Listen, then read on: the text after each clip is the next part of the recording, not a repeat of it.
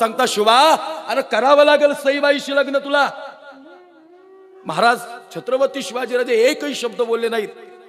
पण खरं सांगू का, ती महाराणी सईबाई ती दुर्दैवी आई होती.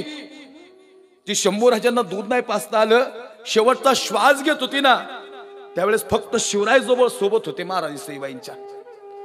तुम्हाला खरं सांगू का, असा हातात हात दिला होता. मासाहेब जिजाऊ सांगतात, शुभा आता मी नाही थांबत इथं, आता फक्त तू संवाद साध सईशी आणि सांग या उभ्या आयुष्यात सईने तुला काय दिलं. आता मात्र छत्रपतींचे डोळे भरून आले. कधी आम्ही आई सांगतो, कधी आम्ही बाप सांगतो, पण पत्नी विलय महत्वाची. जी अर्धांगिनी आहे ना जीवनात, जी सहचारणी आहे ना, तुमच्या बरोबर तुमच्या प्रतिकूल परिस्थितीत तिने तुम्हाला साथ दिलेली आहे, निश्चित दिली आहे. म्हणजे एक दिवस असा होता की खायचे वांदे होते, बिचारीची घरची परिस्थिती लई श्रीमंत होती, पण सगळी सोडून ती आमच्यासाठी आली होती. तिने त्याही परिस्थितीत दिवस काढले बरं का. राजा म्हणता, सई काय संकट आलं ग सई, तुला शंभूराजांना दूध पाजायचं होतं, तू रडत होतीस, पण तू दूध नाही पाजू शकलीस. सईबाई म्हणतात, महाराज साहेब माझ्या शंभूराजांना ऊन वारा पाऊस जरा लागून देऊ नका. पण खरं सांगू का, शिवरायांना महाराणी सईबाई शेवटचा प्राण जातात त्यावेळेस सांगतायत, महाराज साहेब खरं सांगू का सई काय वाटतं तुला शंभूराजांकडे पाहताना. तेव्हा सईबाई सांगतात, मला असं वाटतं बाप से बेटा सवाई है. मला असं वाटतं ज्याचा बाप सिंह आहे त्याचं पोरग छावा असतं. लक्षात घ्या, छावा होता सर्जा. 2.25 वर्षाचे होते आणि आई साहेब जिजाऊ निघून, महाराणी सईबाई निघून गेल्या आणि अंतकरण दाटून आलं. हा काय प्रसंग उभा राहिला होता. खऱ्या अर्थानं सज्जन हो, हे शेवटची काही मिनिटं सोबत चला फक्त. आणि मग गुरुजी असा प्रसंग उभा राहिला. मी फार विवाह सांगायला उभा नाही, दुसरा विवाह कर्नाटक प्रांतात केलाय छत्रपती शिवाजीराजांचा. मला एक वाक्य ह्या कीर्तनात आवर्जून सांगावंसं वाटतं. शिवाजीराजे, छत्रपती शिवाजीराजे मासाहेब जिजाऊंच्या पोटात होते. हे गर्भआधान संस्कार का झाले? रामायण वाचलं होतं आणि रामायण श्रवण केलं होतं, म्हणून रामासारखाच पुत्र जन्माला आला होता. लक्ष नाही का. म्हणून हिंदू धर्माप्रमाणे, सनातन संस्कृतीप्रमाणे, हिंदू धर्माप्रमाणे गर्भआधान संस्कार होतात, निश्चित होतात. पण आपण आपल्या डोळे बी तसले लागले पाहिजेत. आंबट खायचे लागल्यावर कसं काय होईल? दगडी खायचे लागल्यावर दगडूच पोरग जन्माला येईल. शूरवीर कसं काय जन्माला येईल? रडायची आई साहेबची जाऊ. महासाहेबांना वाटायचं आया वहिनींची इज्जत तुटली. राजे असे गरकन फिरायचे ना, आई साहेबांना वाटायचं मुघलांच्याच महानी वाढतो का काय माझा राजा. असा काटा हांगा उभा राहतो. चरित्र उभं केल्यानंतर त्यागाचं जीवन आहे, त्यागाचं जीवन, भयंकर त्यागाचं जीवन आहे. बघा ना तुम्ही, शिवरायांच्या जीवनात बी वनवास आहे, प्रभू रामचंद्रांच्या जीवनात बी वनवास आहे. आणि ज्यांनी ज्यांनी वनवास काढला ना, त्यांचे पुढचे दिवस सगळ्यात भारी आहेत. लक्षात नाही का, सगळ्यात चांगले दिवस आहेत. म्हणून देवानी वनवास काढला म्हणजे आपल्याला अडचणी येणार नाही. तोय अरे लई अडचणी येणार पोरांनो. तुम्ही व्यवसाय करताना बी लोक आडवी पाय टाकणार मध्ये. आपलीच माणसं कधी कधी आपल्याला मागं वाढणार. तुम्ही सगळं सांगतो, जो युवा उद्योजक आहेत ना, कुणाचं तरी कुणाकडून काहीतरी शिका. मी कुठल्याच जातीचा उल्लेख करत नाही, पण काही लोकांकडून काही शिकलंही पाहिजे गड्या. ती लोक दुसऱ्याला गिऱ्हाईक जाऊन देत नाहीत, लगेच दुसऱ्या मिनिटात वस्तू आणतात. आणि आपला म्हणतो नाही, म्हणलं इकडं नका, ते तिकडे शहरात मिळेल, तुम्ही नका इथं. त्याच्या दुकानात काय मिळते तेव्हा? अरे येडपटा भावी ना तुझा, त्यो धर्मबंधू आहे ना तुझा, सांग ना मिळतं म्हणून. होऊ दे ना व्यावसायिक पोरं मोठी. ह्यो बी मुद्दा लय महत्वाचा आहे. आता मी पाठ नाही करून आलो बरं का. जसे मुद्दे समोर दिसतात, तरुण पोरं दिसतात ना, हे ऐश्वर्य, ऐश्वर्य हे भारतात सगळ्यात जास्त तरुण आहे, म्हणून भारत सगळ्यात मोठा आहे. लक्ष नाही का, सगळ्यात जास्त भारत हा तरुणांचा देश आहे. आणि वडनेरचं वैभव तर जबरदस्त आहे. अहो काय माणसे, एवढी थंडी वाजती तरी कुणी हाला ना. ते म्हणतात पैसा वसूलच कार्यक्रम महाराज. मलाही आनंद वाटतो कीर्तन करायला. काय होतं, नाही तर रोज डायनामा गेलेली, रश्या तुटलेली, एक बी रेंजला नाही, बळ रेंजला आणायला लागतात. याची तेजस्वी पोरं दिसल्यानंतर लय आनंद वाटतो खरंच. मला असे हे मावळे आहेत ना गड्या, अरे कुणाची ना, ते एक गैबा नाही, ते बावळाट, त्याचं नाव नाही घेतात, ते बी हाय एक बावळाट. ते म्हणला आमचे पाकिस्तानी तुमच्या भारतात सोडतो, म्हणला तुमचे पोलीस बांधून दाखवा. आणि मग बघा भारत काय करते. अरे येडपटा, आमचे पोलीस कशाला, आमचे गडी बी बांधून ठेवतो की. आमच्या रणरागिणीच्या मनगटात ताकद आहे, अख्खा पाकिस्तान स्थानभूत करतील. लय भयानक आहेत या. मासाहेब जिजाऊंचा अवतार आहे यांच्यात, आई तुळजाभवानी संचार होते यांच्यात. आणि मग कोण आहे तुम्ही आता लक्ष देऊ नाही का? तुमच्यात काय तत्व आहे ना, तुम्ही लक्ष देऊ नाही का? मग तुम्ही डासळ्या नाही पाहिजेत अशा. कुण्या प्रेमाला आणि ह्याला तुम्ही अशा भुलून नाही गेल्या पाहिजेत. तुम्ही राशीची राणी म्हणूनच उभे राहिल्या पाहिजेत. आणि तरच या आजचं कीर्तन यशस्वी होईल. नाही तर एवढ्या वेळ माझ्या आतड्या कोतड्या एकत्र आल्या ना गड्या, मग त्याचा काहीच उपयोग नाही व्हायचा. हे सांगायचं तात्पर्य सज्जन हो, लई रडायला आलो महाराणी सईबाईंना. डोळे मिटले ना शेवटचे. छत्रपतींच्या हातात हात दिला. दुसरा विवाह कर्नाटक घेऊ ना 5 मिनिटं शेवटचे, काय अडचण नाही ना. नाही म्हणजे माझ्याकडे भांडवल कमी नाही, पण मला तुमच्या पायाची चिंता आहे. नाही तर मला काय, मी कवर बी सकाळी बी होईन माझ्याकडे, तसं काय अडचण नाही. मला सकाळी जायचं लांब. हेमंत गुरुजी, दुसरा विवाह कर्नाटक मध्ये झालाय. कारण काय माहिती का? बापाची इच्छा होती पोराचं लग्न माझ्या समोर व्हावं, शहाजीराजांची. म्हणून शिवरायांना घेऊन मासाहेब जिजाऊ सांगता, शोभा आज तुला महाराष्ट्र दाखवते राजा. राजा म्हणतो, आई मी महाराष्ट्र नाही बघितला. अरे तू विचारलं ना, मुघल कोण, आदिल कोण, निजाम कोण, कुतुबशाही कोण, या सगळ्या पाचशाया तुला दाखवते शोभा. आई मी बघितलीत माणसं नाही बघितली राजा. तू नुसत्या सरावात तलवार चालवल्यात, तू काय सहन केलेस? अरे मला डोहाळे लागले होते. तू गरकन फिरत होता ना शोभा, त्यावेळेस आजूबाजूने आया बहिणींचा किंचण्याचा आवाज होत होता. माझं हृदय दाटून येत होतं, राजा आज तुला खरा महाराष्ट्र दाखवते. राजा मनगड धरलं आणि राजांना घेऊन मासाहेब जिजाऊ कर्नाटक प्रांतात निघाल्या. जाता जाता महाराष्ट्र दाखवला. काय होतं महाराष्ट्रात पोरांनो? सगळी रयत आणि तरुण असे थरथर कापत होते. संपवलं होतं सगळं महाराष्ट्राचं वैभव. खरंच भगव्याचा रंग अन्नूक झाला होता. सह्याद्री आज दुखल्यासारखा वाटत होता. आई साहेब सांगता, शोभा कुठे आपली रयत? माणसं घरात लपून बसली होती. हे राजा, अरे शेतकरी तरी कुठे पेरणी करायची बाबा? आई मला माफ कर ग, मला नको सांगूस याच्या पुढचं काहीच. शोभा तुला आता ऐकावं लागल माझं. अरे तो सरावात तलवारे चालवल्या, रणांगणात कधी उतरलास? मी आणलंय तुला रणांगण. आज तुला खरे मुघल दाखवते कोण आहेत ते. हे तिसरं चित्र आहे ना ओ आई, हे धस्स करणार होतं आमच्या काळजाला.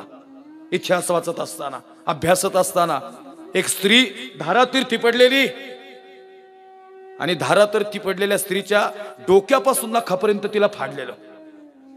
ही हालत केली आहे बरं का आपल्या महाराष्ट्रात. तुम्ही लक्ष देऊ नाही का? आम्हाला काय सांगायचे? हेमंत महाराज खरं डोळे भरून येतात. तो काय वाटलं असेल बिचारीला? डोक्यापासून नखापर्यंत. अरे इज्जत तुटली हा विषय नंतरच फाडली होती अख्खी. 2 वर्षाचं पोरग बसलेलं. आई त्या बिचारीचे डोळे काढले. पोराला वाटते डोळे उघडेत माझ्या आईचे. लेकुराचे हित वाहे माऊलीचे चित्त, आईसी खळवळ्याची जाती आणि करीला भावीने प्रीती. ते लेकरू म्हणतंय, राजे मासाहेब म्हणता, शोभा ते पोराला घेणं कळव. अरे त्याला बोलायचंय तुझ्याशी. राजा म्हणतो, आई 2 वर्षाचं पोरग. अरे बघ डोळे काढले, त्याला वाटतं डोळे उघडेत आईचे.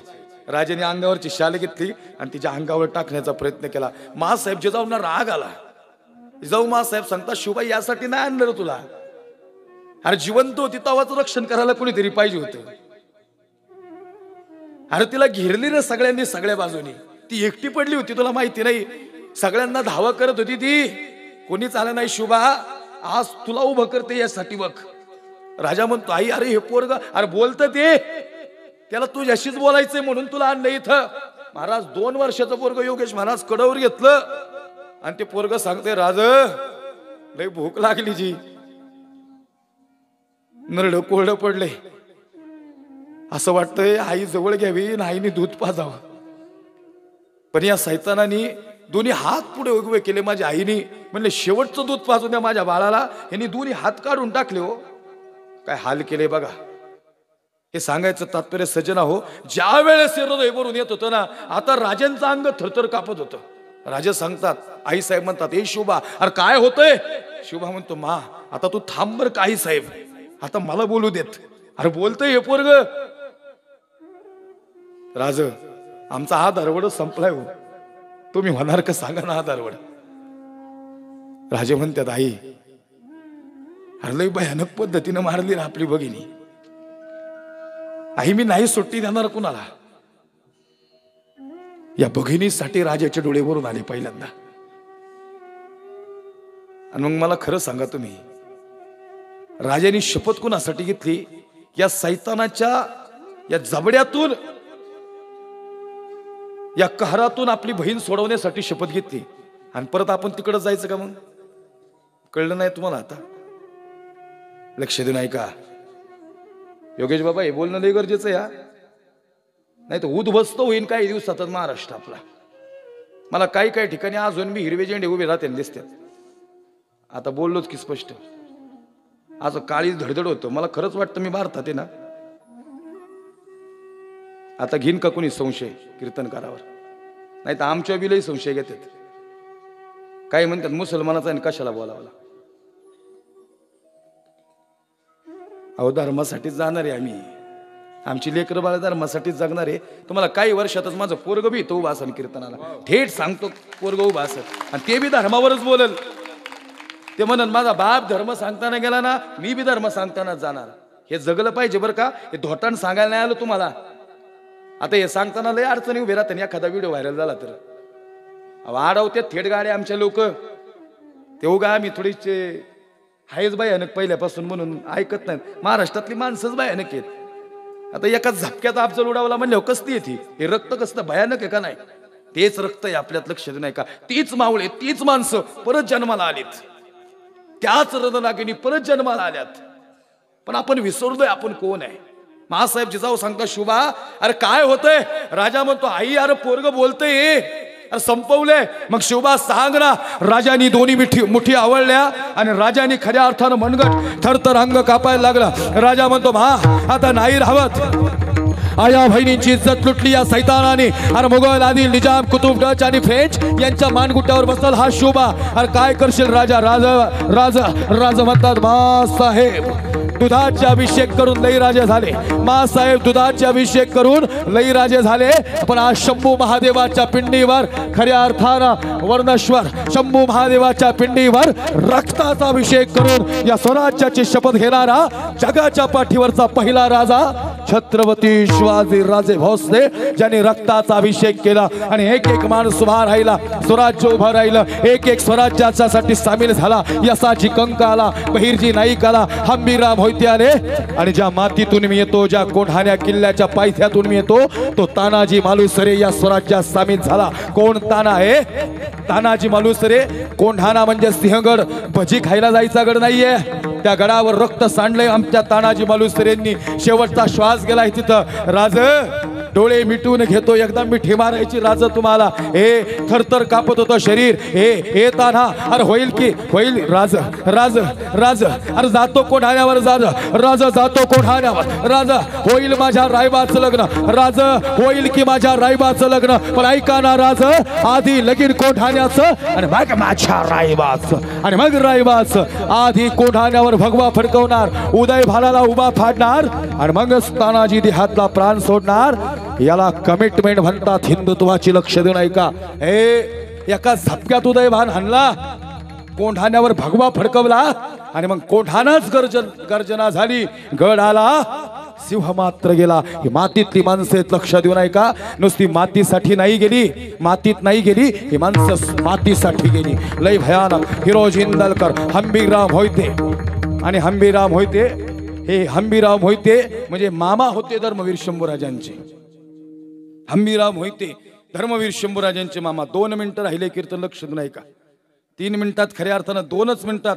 1 मिनिटात शंभूराजे सांगतो आणि 1 मिनिटात छत्रपती शिवाजीराजे सांगतो आणि बास करतो आता कीर्तन. काय होते मला अंतकरण दाटून मला राहत नाही. मान टाळू एक होती. थोडं 2 मिनिटं राहावं फक्त. मॅजिक सिस्टीम 1 नंबर आहे. परत त्यांच्यासाठी एकदा ताळी वाजव. चांगली संशी. सगळे कलाकार 1 नंबर आहे. भाऊसाहेब महाराजांचा आवाज असेल, आमचे योगेश गुरुजी असतील, या अंतकरणातून गाणारी साथ देणारी मंडळी आहेत. स्वराज्याचे मामा होते हंबीरराव. सरनोबात हंबीर म्हणजे स्वराज्यासाठी सदैव होते खंबीर. हंबीररावांना तोफेचा गोळा लागला होता. बघा काय शिकायचं याच्यातून. धारातीर्थी पडले हंबीरराव. छत्रपती शिवाजीराजांना साथ दिली होती शेवटपर्यंत. आणि शंभूराजे कधी कधी म्हणत होते हंबीररावांना, सरनोबत एकदा मामा म्हणू का हो तुम्हाला? सरनोबत म्हणतात, शंभूराजे तुम्ही आमचे राजे आहेत आणि आम्ही तुमचे सरनोबत आहेत, तुम्ही मामा नाही म्हणायचं. तुमच्यासाठी मामा हे पद सोडला आम्ही हो. आम्ही सगळी नाती पायदळी तुडवली शंभूराजे तुमच्यासाठी. खरं सांगू का ए सज्जन हो, आई ऐका ना, तो फेचा गोळा लागला ना, सरनोबतांना धारातीर्थी पडले ना, मावळे सांगतात सरनोबत बोला. सरनोबत सांगतात माझा शंभूराजा आला ना, त्याला एकदा मिठी मारायला लावू मामाला, आणि त्याला एक सांग, आता सरनोबत नको म्हणू, मला बी शंभू राजे म्हणायचं होतं, मला एकदा त्याला शंभू म्हणायचं होतं, आणि त्याला म्हणावं मामा म्हणून मला मिठीत घे. काय वाटलं असं या क्षणाला? शंभूराजेंनी मिठी मारली, मामा म्हणून हाक मारली, अंतकरण दाटून आलं गड्या. तोफेचा गोळा लागला आणि सरनोबत हम्मीराव मोहिते खऱ्या अर्थानं या मातीत विलीन झाले. मातीसाठी गेली माणसं, स्वराज्यासाठी गेली. आजही सगळे मावळे जिवंत आहेत. 2-1 भारताच्या सीमेवर लढणारा सैनिक आणि कोणत्याही फळाची अपेक्षा न करता कष्ट करणारा इथला शेतकरी म्हणजे प्रत्येक मावळा या ठिकाणी जिवंत आहे. लक्ष नाही का? थोडी आली शिवजयंती, शिवजयंती बी जवळ आली, 26 जानेवारी बी जवळ आली. घेऊ ना महाराज 1 मिनिट, काय अडचण नाही. मला वाटलं काय प्रॉब्लेम झाला काय. घेतो शेवटचा 1 मिनिटच घेतोय. झाले की 2 मिनिटं झाले, आता 1 मिनिट राहिला शेवटचा. काय होतं तुम्ही गड्याळ बघितलं मला लोड येतो. आम्ही लांबून आलो, थोडं बोललंही पाहिजे गड्या. कीर्तन थोडं उशिरा सुरू झाले, 9 ते 11 कीर्तन नाहीये. किती बोलायला भेटलं त्यावेळेस मला. एखादा दुसरा असता तर शॉर्टकट मारून निघून गेला असता. पण हे मला पोरांनी जे स्वागत केलं ना गड्या, खरंच मला आनंद वाटला या पोरांचा. 1 नंबर सगळी पोरं तरुण. अहो काय त्यांचा उत्साह आहे, काय उत्साह आहे. मला खरंच आज तुमच्याकडून एक वेगळा धर्म शिकायला भेटला गड्या, एक वेगळं धर्माचं कार्य शिकायला भेटलं. आणि मग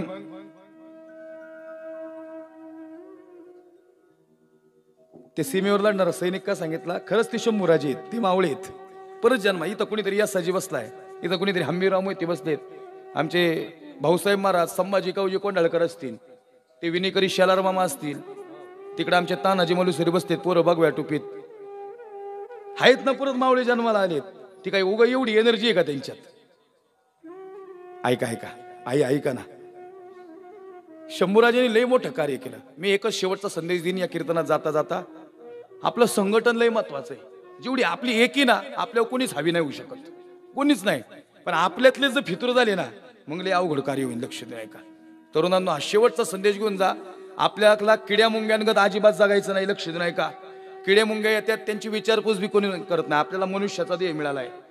नरदेह दुर्लभ जाना, सर्व देहा माझी पाहो, अति दुर्लभ मनुष्य देह. हा दुर्लभ मिळाला, एकटा मिळाला ना, कधी शॉर्ट इथं स्ट्रोक बसलं जाईल माहिती नाही. मग शॉर्ट लाईफ आहे ना, मग असे गड्या पर्वणी मिळवायची ना आयुष्यात, पर्वणीच मिळवायची. लोकांनी विचार बी केला पाहिजे, गड्या खरंच जागला हो पोरगा, लई जबरदस्त जागला. अजून एक वाक्य सांगू का पोरांसाठी सगळ्या, गरीब म्हणून जन्माला आलोय ना, आपला दोष नाहीये. पण गरीब म्हणून जर आपल्या आईबापाला मरून दिलं ना, आपला दोष नक्कीच. लक्ष देऊ नाही का? वैभवातच जाऊन द्यायचं आपल्या आईबापाला. श्रीमंती उभी करायची. पोरांनो चांगले बंगले बांधायचे, चांगल्या गाड्या घ्यायच्या. थोडा वेळ लागेल, लगी होत नसते कुठल्या गोष्टी, वेळ लागेल थोडा. लोक हिनवतील या वाटेत तुम्हाला. त्यातल्या त्यात बावकीच उपजारी नाही येऊन देणार. सगळ्यात जळकी तीच आहेत. लय गावकीच्या बावकीच्या नादी लागले की संपले मग तुम्ही. म्हणजे सगळी गावकी नसती का, एक बावळाट असते कुणीतरी काड्या टाकणार. सगळी बावकी खराब नसती.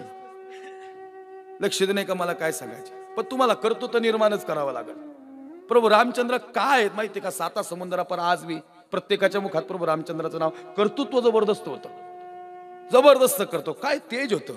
आज बी असं खऱ्या अर्थानं प्रभू रामचंद्र डोळ्यासमोर उभे राहिले ना, जगण्याला आधार येतो, आमच्या खऱ्या ऊर्जा मिळती. आणि ते शिवराय प्रभू रामचंद्रांच्या मुखार या खऱ्या अर्थाने या चेहऱ्यात आम्हाला शिवराय आणि शंभूराजे दिसतात. अहो सर्जा कुणाला गावला बी नसता, मजा होती वय कुणाची तेव्हा सर्जाला हात लावायची. ते पूर रानपूर लुटलं ना, उद्ध्वस्त केलं होतं सगळं. औरंगजेबाचं नाक कापलं होतं तिथं जाऊन. औरंगजेब म्हणतो कैसे है ये, हमें देखना है उसे कैसा दिखता है. हुजूर त्यो नाही लागत हाताला. अरे 7 साल का था जब देखा था हमने शंभू राजा को. त्याच्या बापाचा अपमान त्याला सहन नाही झाला, असा धडाडला होता सर्जा. हे गुस्ताखो नादानो, बहुत तेजस्वी पुत्र है वो, पकड़ के लाओ उसको, हमारे सामने पेश किया जाए. कोणीच पकडलेला असता, कुणाच्या हातात बी लागला नव्हता. सिद्धींना येडं करून ठेवलेलं. हा जंजिरा किल्ला बी आपलाच झाला असता. काही अंशात गेला, फक्त एकच किल्ला राहिला, तेवढाच घेण्याचा फक्त शंभूराजांना. अहो दिवसाची रात्र, रात्रीचा दिवस. सर्जा काय वनवन फिरत होता धर्मासाठी. असा भगवा घ्यायचा आणि कोमरेला बांधायचा. लई जीव द्यायचा हो भगवा शंभूराजांना, लई जीव द्यायचा. शंभूराजे सांगतात, हे कवी, अरे तुझ्यासारखा मित्र मिळाला ना, अरे लई भाग्याचा दिवस हिरमायासाठी तू येस. मित्र चांगलेच पाहिजे बरं का. लई 100-200 मित्र नको, 5-50 वर्ष आयुष्यात टिकून राहतील अशी मित्र पाहिजेत. अडचणीत मदत करणारे नकोत, अडचणी नाही आल्या पाहिजेत यासाठी प्रयत्न करणारे असे मित्र उभे राहिले पाहिजे प्रत्येकाच्या जीवनात. एकीच उभी राहिली पाहिजे. संघटन अशी मूठच बांधली पाहिजे सगळ्यांनी. गड्या वा वेगळं काम केलं पाहिजे. तालुक्याने बी मानलं पाहिजे, गड्या हे गावच वेगळं आहे तालुक्यातलं. आणि मला बी वाटलं, मी या तालुक्यातलंही कीर्तन केलेत. आमच्या किशोर बेडची ही सगळी मंडळी आलीत, पलीकडे आली सगळ्या, सगळीकडली परिसरात इथं लई कीर्तन झाले. साक्री वगैरे परिसरात सगळी गावं तुमच्या इकडं लई माणसं इतके सायलेंट कीर्तन ऐकतात ना गड्या. कीर्तन करायलाही वाटतं काहीतरी बरं झालं एवढ्या लांबून येऊन सांगितलं. ऐका ऐका, तुम्ही म्हणता बुवा मिनिट लईच मोठा आहे तुझा गड्या. ऐका ऐका आई, अहो 20 फुटावनी साखळ दंड टाकले शंभूराजांच्या अंगावर. पकडले गेला सर्जा आणि 20 फुटावनी साखळ दंड टाकले. असे बाहो कर कर कर वाजत होते. अरे ए ए पकडो उसको पकडो. कुणाचं काळीज धसावत नव्हतं. चला हेमंत भागात कुणाचं काळीज धसावत नव्हतं आणि 20 फुटावनी साखळ दंड टाकले. असे असे असे भाव कड कड कड कड कड कड वाजत होते. कवी कलश सांगतो, राज पकडले गेलोय आपण. गणोजी शिर्केनी फितुरी केली. गणोजी शिर्के शंभूराजांचा सख्खा मेवना होता, त्यांनी फितुरी केली. हे कवी, अरे सांग गणोजीला, सगळे किल्ले तुझ्या नावावर केले असते, पण औरंगजेबाच्या हातात, या औरंग्याच्या हातात पकडून नव्हतं द्यायला पाहिजे रे. हे अरे 20 फुटावने राज राज राज आपण पकडले गेलो. आणि असे करकन कुणाची नजर जात नव्हती शंभूराजांकडे. सर्जा होता वयाच्या 14व्या वर्षी. एका हाताने लेखणी घेऊन साहित्य क्षेत्र गाजवणारे आणि एका हाताने शमशेर घेऊन रांगण गाजवणारे. सिंहाच्या जबड्यात घालून हात मोजणी दात जात सांगणारा स्वराज्याचा सर्जा होता. असाच हाताला लागला. उंटाला वडून फरफटत नेला होता. उंटाला बांधून फरफटत नेला होता. डोक्यापासून नखापर्यंत वार केले होते शंभूराजांवर. आई, डोक्यापासून नखापर्यंत वार केले होते. डोक्यापासून नखापर्यंत 40 दिवस अत्याचार केला होता. डोक्यापासून नखापर्यंत खऱ्या अर्थानं हृदय दाटून येत होतं. एवढे बी हल्ले नाहीत गुरुजी, एवढे बी हल्ले नाहीत. शंभूराजे एवढे बी हल्ले नाहीत. दादा चला 1 मिनिट चला, शेवटचा फक्त माझ्यासमोर. एवढे बी हल्ले नाहीत. कवी म्हणतो, राज अरे तुमचे डोळे भरून आले का राजे? राजे सांगतात, हे कवी, आई ऐका बर का, तुमच्यासारखी आई आता हळदी लावायला पाहिजे होती. हळदी लावायला पाहिजे होती. पूर्ण जखमा, पूर्ण कातडी सोडली होती शरीराची, पण हळदी नाही लावली तिथं कुणी. मिठाचं पाणी वाटल्याला अंगावर शंभूराजांच्या. अहो ज्या वेळेस उंटाला बांधून फरफटत नेत होते ना, त्यावेळेस गड किल्ले बघत होते, पण कोणाला कळलंच नाही आपला सर्जा आहे म्हणून. पाने नद्या नाल्यांना पूर आला होता, नुसत्या ओथून म्हणून वाहत होत्या, पण कुणाला कळलंच नाही सर्जा होता म्हणून. विदूषकासारखा हाल केलं होतं, पण गड्या धर्मासाठी उभा होता. एवढा बी हल्ला नाही. रगेल असता ना, रगेल तर झुकला असता, आणि रंगेल असता तरी झुकला असता. रगेल भी नव्हता आणि रंगेल भी नव्हता. हे कुछ बोला क्या उसने, किधर रखा है खजाना? हुजूर वो कहता है कि तुमच्या बापाचा खजाना आहे का? महाराष्ट्र आमचा आहे, भारत आमचा आहे, तुम्ही बाहेरून आलेत. ऐसा बोलता है वो, उसको पकड़ के भी ऐसा बोलता है. फिर हमें देखना है कैसे दिखता है अभी वो 7 साल का तब देखा था, अभी हमें देखना है वो कैसे दिखता है. हुजूर वो शंभूराजे के सामने मत जा हुजूर. ही महाराष्ट्रातली माणसं डोळ्यांनी वार करतात, एका झपक्यात उलटा करीन तुम्हाला. लई भयानक आहे हुजूर. तो ऐकत नाही कुणाचंच. अरे पकडा है ना उसे पकडा है हुजूर, फिर भी नहीं झुका वो. हे पुष्पा विश्व काय बघताय? हे ओरिजिनल होतं, ओरिजिनल. हे ओरिजिनल झुकला नाही. धर्मासाठी अशी माणसं उभी होती. हे कुणाची मजाल नव्हती उभी राहायची समोर.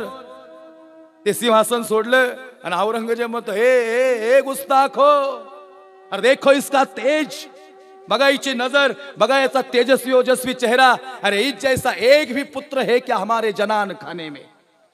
अरे तेरे जनान खाने में कैसा होगा? तुझा हार तरी ठीक आहे का? बोललं पाहिजे हो. क्या कहता है, अरे कैसा है वो, है क्या ईद जैसा तेज, है क्या कोई ईद जैसा हमारे जनान खाने में क्यों नहीं ईद जैसा पैदा होता. अरे औरंग्या, शंभू राजा जन्माला येतो महाराष्ट्राच्या मोशीत आणि शिवछत्रपती शिवाजी राजांच्या कुशीतच जगी ऐसा बाप व्हावा त्याचा वंशमुक्तीचा जावा. आणि मग डोळे काढले. आई तप्त सळ्या डोळ्यात गेल्या ना तरी डोळे हल्ले नाहीत. थोडे वेळ जीभ कापणार होते, जीभ कापली होती, हात कापले होते, पाय कापले होते. एवढा बी सर्जा हल्ला नाही हो. कोण उभं करत होतो माहिती का? कमरेचा बगवा उभा करत होता. तो ढळून देत नव्हता शंभूराजांना. शंभूराजा सांगतात, कवी का नाही रडायला आलं माहिती का? आता रडूशी वाटतंय बर का, पण हा भगवा लई ऊर्जा देतो रे, लई ऊर्जा देतो भगवा. या शेवट बघव्यात गुंडाळावं आणि मग जग जाणून जाईल कसं जगावं हे छत्रपती शिवाजी राजांनी शिकवलं. आणि धर्मासाठी कसं मरावं हे छत्रपती धर्मवीर शंभूराजांनी शिकवलं. या दोघांच्यातही आम्हाला प्रभू रामचंद्रांचा अंश दिसतो गड्या. खरंच आमचे प्रभू राम पुन्हा जर कुणाच्या मार्फत जन्माला असतील तर खऱ्या अर्थाने या महापुरुषांच्या, या महामानवांच्या प्रभू रामचंद्र जर जन्माला आला असतील, शिवराय आणि शंभूराजांच्या अनुषंगाने आमच्या समोर उभे राहिले. शेवटचे 20 सेकंद राहिले. फक्त शब्द दिल थावडनेरवाल्यांना अफजल फाडून जाणार म्हणून सांगतो गड्या. औरंगजेबाने सिंहासन सोडलं होतं. हे राजन, अरे तुम हो सांजे क्या खूब लढे हो जंग, देख तुम्हारा तेज तखत त्याजे हे औरंग. औरंगजेबाने सिंहासन सोडलं, डोक्यावरची पगडी खाली ठेवली आणि औरंगजेब न मरूनही मेल्यासारखा झाला होता. कारण हिंदू धर्म आज जिंकला होता. लक्षात देऊन ऐका. आणि शंभू राजा झुकला नव्हता. शेवटचा प्राण आणि श्वास हिंदू धर्मासाठी गेला होता. आणि म्हणून आम्हाला मानावं लागल, आम्हाला यांना सॅल्यूट करावं लागल. आणि मग 7.5 फुटाचा अफजल खान तो डोळ्यासमोर उभा राहिला. आव राजे आला अफजल खान, विजापूरून निघाला. 2 मावच्याचं शरीर आहे आणि पहार वाकपल इतकी भयानक ताकद आहे. शंभू राजांना या क्षणाला आठवलेला ही शेवटची 30 सेकंद लक्ष देऊन ऐका, धर्मासाठी सांगतोय. आणि मग जसा काय रावण आला होता महाराष्ट्रात आणि रामासारखा पुत्र छत्रपती शिवाजी राजांच्या माध्यमातून उभा होता, प्रभू रामचंद्रांकडे बाण होता तर शिवरायांकडे वाघनख्या होती. आणि ते चित्र उभं राहिलं होतं. 7.5 फुटाचा अफजल खान जसा 10 तोंडाचा रावण होता तसा 7.5 फुटाचा अफजल खान होता, ज्याचं 2 माव शरीर होतं आणि पहार वाकून इतकी भयानक ताकद होती. मैं लाऊंगा शिवा को, मैं लाऊंगा शिवा को, कैसा दिखता है मुझे देखना है. और 5.5 फुटाचा होता, लई जबरदस्त होता. आई तुळजाभवानीची मूर्ती अफजल खानाने उद्ध्वस्त केली. 7.5 फुटाच्या देहानं घनानं वार केला आणि आई तुळजाभवानीची मूर्ती उद्ध्वस्त झाली. हुजूर हुजूर ये हिंदू के दैवत है हुजूर. खामोश, पत्थर कभी दैवत होते क्या हुजूर? ये पत्थर नहीं, ही आई तुळजाभवानी शिवरायांच्या तलवारीत ताकद देते. हुजूर हुजूर प्रभू रामचंद्रांचे बाण खऱ्या अर्थानं या छत्रपती शिवाजी राजांच्या सोबत ये हुजूर आजपर्यंत हाताल. खामोश, अरे ये पत्थर हुजूर, ये पत्थर नहीं, ये हिंदू के दैवत है हुजूर. ये साथ देते हर वक्त हिंदू का और इनको खऱ्या अर्थानं अंतकरण दाटून आलं. आणि मग अफजल खान आला. अफजल खानाने पंढरपूर उद्ध्वस्त केलं. आणि मग प्रतापगडच्या पायथ्याला अफजल खान, कृष्णाजी भास्कर कुलकर्णी आणि सय्यद बंडा, ज्याला बखरबडा सय्यद म्हणती, तो सय्यद बंडा 9 फूट उडी मारायचा, दानपट्टा फिरवायचा आणि एका क्षणात गर्दन उडवायचा. तो सय्यद बंडा अफजल खानाने घेतला. आणि आओ राजे आओ और हमारे गले लग जाओ. राजे 5.5 फुटाची तेज तर्रार नजर, महाराष्ट्रातलं सळसळचं रक्त, तेजस्वी आणि ओजस्वी चेहरा. शामेन्यात पाऊल ठेवलं आणि शामेन्यात पाऊल ठेवल्यानंतर आबासाहेब आठवले. ज्या आबासाहेबांनी सांगितलं, शिवबा आता गरज तलवारीची नाही, कधीतरी वाघनख्यांची आठवण येईल. आणि मग वाघनख्या आठव, बलाढ्य शत्रू मारशील शिवबा. मासाहेब जिजाऊंनी देव पाण्यात ठेवलेले. आणि मग आओ राजे आओ और हमारे गले लग जाओ. आओ ये है शिवा, ए कृष्णाजी, ये है शिवा. कृष्णाजी म्हणतो, हुजूर क्या हुआ? अरे ये 5.5 फूट का चुहा. हुजूर महाराष्ट्रातल्या लोकांच्या देहाच्या उंचीवर जाऊ नका, यांच्या शौर्याची उंची लय भयानक आहे. आजपर्यंत कुणाला सापडले नाहीत हुजूर. खामोश कृष्णाजी, आओ शिवाजी राजे आओ. हमने देखा है, हमने सुना है आपके बारे में. तो अफजल खान ज्यांनी मिठीत धरला त्याला मृत्यूच्या दारात ढकलला. आओ राजे आओ आओ. अफजल खानाने मिठी मारली, अफजल खानाने मिठी मारली, अफजल खानाने मिठी मारली. जसा खऱ्या अर्थानं अफजल खानाने मिठी मारल्यानंतर कडकड कडकड कडकड कडकड कडकड हरांचा आवाज आला. कडकड हरांचा आवाज आला, कडकड हरांचा आवाज आला. आणि मग संपला राजा. राजाने डोळे झाकले. राजाने डोळे झाकले, राजाने डोळे झाकले, राजाने डोळे झाकले. आणि मग संभाजी कावजी म्हणतो राजा यावं का, राजा यावं का. संभाजी कावजी वकत नाही. अरे कोण उभं करत होतं शिवरायांना, कोण उभं करत होतं छत्रपती शिवाजी राजांना. कमरेला आई भगवा होता. भगवा म्हणजे जान, भगवा म्हणजे मान. आमचा प्रभू रामचंद्रांचा भगवा म्हणजे महाराष्ट्राची शान. तो भगवा छत्रपती शिवाजी राजांना उभा करत होता. राज ढळू नका राज. या सैतानाने आया बहिणींची इज्जत तुटली. राजा सांगतात आई जगदंबे ताकद दे. जय श्रीराम, जय श्रीराम. जगदंब जगदंब जगदंब जगदंब. तेवढ्यात आई तुळजाभवानीने कौल दिला. मिठी सुटली. अफजल खानाने कट्यार घेतली. सपकन वार केला. चिलकत होतं अंगाला, काहीच नाही झालं. वाघ नक्या घेतल्या राजांनी. सपकन अफजल खानाच्या पोटात घुसल्या आणि खपकन कोताला बाहेर काढला. दगा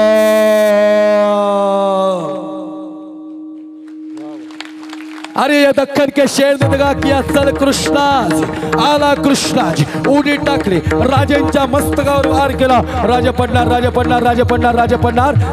अफजल खान म्हणतो सय्यद बंडा उडाव शिवा की गर्दन. आला सय्यद बंडा. 9 फूट उडी मारली. दानपट्टा चालवला. राजांची गर्दन उडवणार. राजे म्हणतात हे जीवा काय करशील. जीवा म्हणतो राज लाख मेले तरी चालतील पण लाखांचा पोशिंदा हा भगवाधारी जगला पाहिजे. जीवा. आणि मग जीवाने उभा केला महाराष्ट्र तसाच. आणि मग जीवानं दानपट्टा फिरवला. हे सय्यद बंडानं 9 फूट उडी मारली. गर दानपट्टा सय्यद बंडाचा आला. जीवानं 10 फूट उडी मारली. गरकन दानपट्टा फिरवला आणि सय्यद बंडाचा हात वरच्यावर उडवला आणि इतिहास कडला होता जीवा. प्रौढ प्रताप पुरंदर क्षत्रिय कुलावत सगळ्यांच्या हातवरती राजाधिराज महाराज शिवछत्रपती शिवाजी महाराज की. छत्रपती धर्मवीर संभाजी महाराज की. बोलो भारत माता की. हर हर